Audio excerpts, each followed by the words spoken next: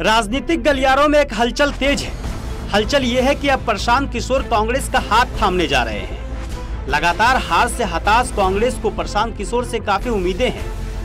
पीके ने कांग्रेस की खोई जमीन को दोबारा से वापस दिलाने के लिए एक रोड मैप तैयार किया है, जिसे पार्टी का हाथ थामकर वो जमीन पर उतारने का काम करेंगे। पीके का प्लान और फॉर्मूले के लिए कांग्रेस नेताओं का एक ग्रुप बनाया गया है, जो एक हफ्ते के भीतर सोनिया गांधी को रिपोर्ट देगा।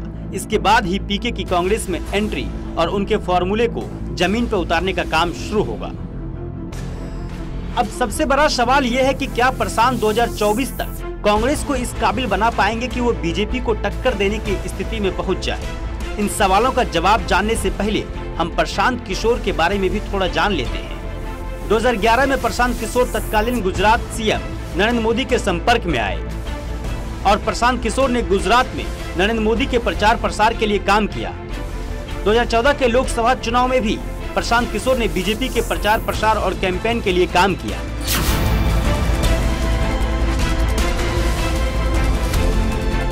हालांकि साल 2014 के चुनाव के बाद प्रशांत किशोर बीजेपी से अलग हो गए और बिहार में नीतीश कुमार के साथ जुड़ गए। प्रशांत ने इस चुनाव में भी महागठबंधन बनाया और जेडीयू आरजेडी को साथ लाने में कामयाब हो गए। यहाँ महागठबंधन को भी जीत मिली। नीतीश ने इसके बाद पीके को अपना सलाहकार तक बना लिया। हालांकि बाद में पीके नीतीश कुमार से भी अलग हो गए।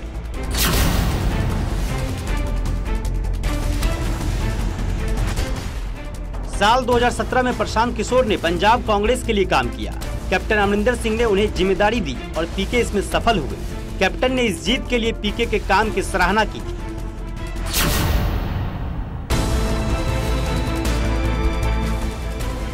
इस चुनाव में यूपी कांग्रेस ने पीके की सेवा ली। हालांकि यहां कांग्रेस को जीत नहीं मिली।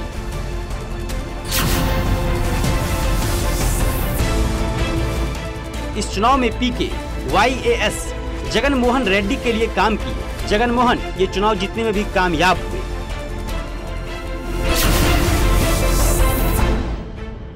इस चुनाव में भी प्रशांत ने आम आदमी पार्टी के लिए काम किया। इसमें आपकी जीत हुई।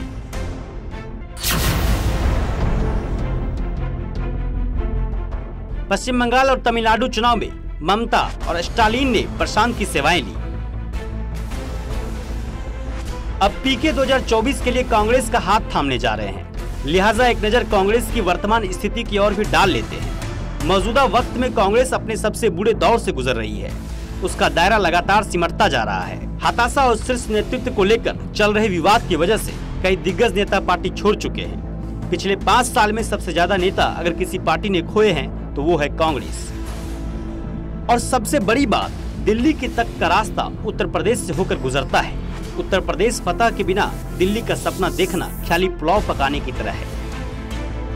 उत्तर प्रदेश में 136 साल पुरानी कांग्रेस की हालत अब क्षेत्रीय दलों से भी कमतर हो गई है। प्रशांत किशोर बहुत अच्छे कोच हैं। उन्होंने कई टीमों को जीत दिलाई है, लेकिन ये भी देखना होगा कि उन्होंने उन्हीं टीमों को जीत दिलाई है जो पहले से अच्छा खेल रही होती है। किसी फिसड्डी टीम के माथे पर जीत का सेहरा नहीं बांधा है। दूसरी बात ये कि पीके अभी तक राज्य स्तर की टीमों को ही जीत दिलाई है। राष्ट्रीय स्तर की प्रतियोगिता में पीके एकमात्र जीत 2014 में दिलाई थी, जब वे बीजेपी के साथ थे। राष्ट्रीय प्रतियोगिता में बीजेपी के खिलाफ उनकी योग्यता की परीक्षा अभी तक नहीं हुई है। हालांकि अब ये वक्त ही बताएगा क्या सच में कांग्रेस के लिए प्रशांत किशोर सियासी संजीवनी साबित होंगे।